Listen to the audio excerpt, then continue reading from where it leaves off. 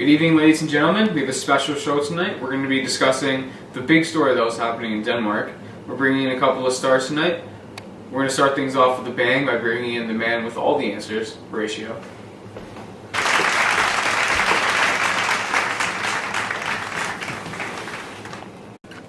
For those of you who are unfamiliar, Horatio is the best friend to Hamlet. The two of them allegedly saw the ghost of King Hamlet. This is one of the many crazy rumors that are spread across Denmark. Glad to be here. So what can you tell us about what happens? It's a very long and complicated story, so you'll have to bear with me. I won't tell everything and go too in-depth for the sake of time. So I guess I'll start off with me being called to investigate a ghost. You don't believe in ghosts, do you?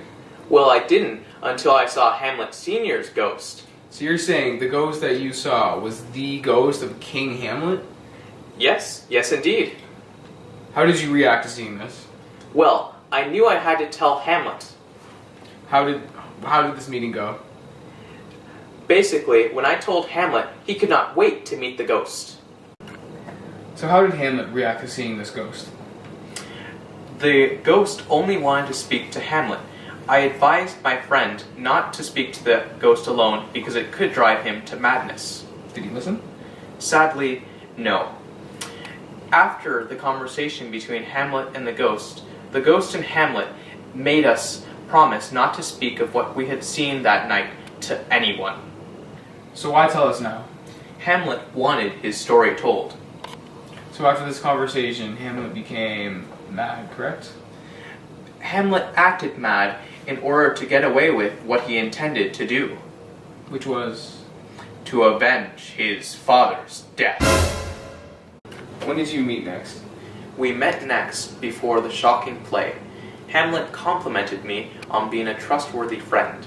He also made me promise to look at King Claudius's reaction to the play, in particular, the murder of Gonzago. We all know how he reacted. Yes we do. But Hamlet and I suspect that King Claudius had a guilty conscience. You don't mean... Yes. King Claudius murdered his brother and stole the crown. Wow, that's shocking news. Ladies and gentlemen, unfortunately we have to cut to commercial at this moment. We'll be back with more right after this.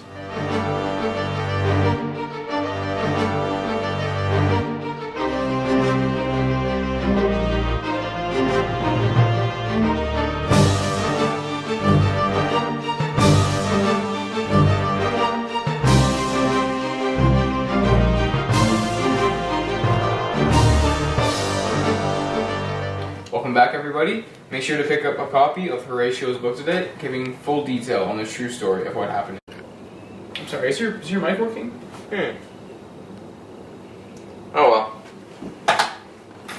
I believe you were speaking on the treachery of King Claudius? Ah, right. Yes. When Hamlet held a poison near Gonzago's ear and described how he was murdered, Claudius rose up.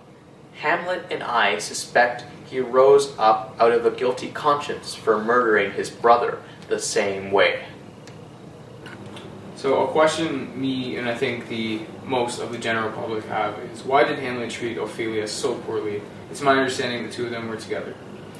Well, I suspect that Ophelia was unfaithful to Hamlet, which explains his rude comments to her. So explain to me. Hamlet was sent to England because he killed Polonius out of madness? Is that correct? Well, Hamlet was sent to England, but not even I know if he was truly mad. So how did Hamlet get back to Denmark? Well, you see, I ran into a couple of pirates, and they gave me a letter from Hamlet. The letter explained that on Hamlet's journey to England, the pirates captured him, but the pirates agreed to send him back to Denmark as long as I showed these men to the king, because they had letters for him. And these pirates took you just straight to Hamlet? Exactly. Hamlet and I met at Ophelia's funeral.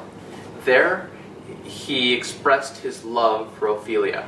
However, in doing this, he revealed he was still alive to King Claudius.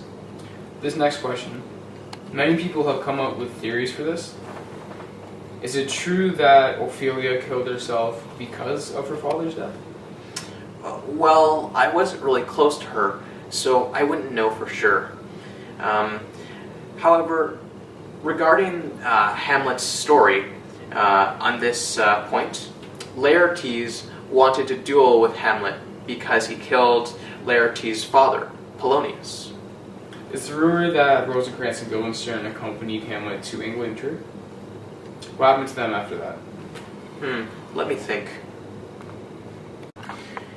So Hamlet rewrote a letter from the king in order to have Rosencrantz and Guildenstern executed once they arrived at England. Well, I guess the two of them had it coming. I suppose. Anyway, Laertes still wanted to fight with Hamlet, and I urged my friend not to fight him. He didn't listen, did he? No, he did not. We all know how the story ended. Yes, we do. It ended with the death of Laertes by a poison-tipped sword he intended to use on Hamlet, and the deaths of Hamlet, Gertrude, and Claudius by a poison Claudius intended to use on Hamlet. I was so sad when my friend had died. And also the words of Hamlet that made the invading Fortinbras the new king of Denmark. Yes, that pretty much sums up the story of Hamlet. Okay, my director has just given me word that the sound issues have been fixed, so you can use the mic again. Okay, thank you. Testing. Okay, sounds pretty nice.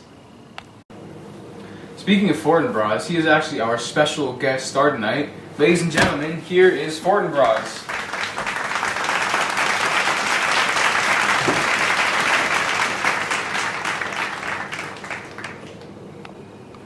Hello subjects, ladies and gentlemen. I'm very glad to be here. It just goes to show that if you work hard, it pays off. I wanted the land my father lost to Hamlet Sr. back. I did not sit around and do nothing. I acted. Now I am the new king of Denmark, and I have honored my dead father. I thank you, Horatio, here for telling Hamlet's message for me to be the king, and for telling Hamlet's stories as well. Hamlet would make a great king. I will honor him for being a really great leader for this country. And I also encourage everybody to buy a copy of this book.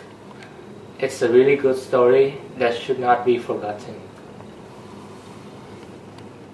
Well, that about wraps up everything for tonight. I hope you all enjoyed the interview we had for you. Horatio, I want to thank you for coming out. Fortinbras, I want to thank you for coming out as well.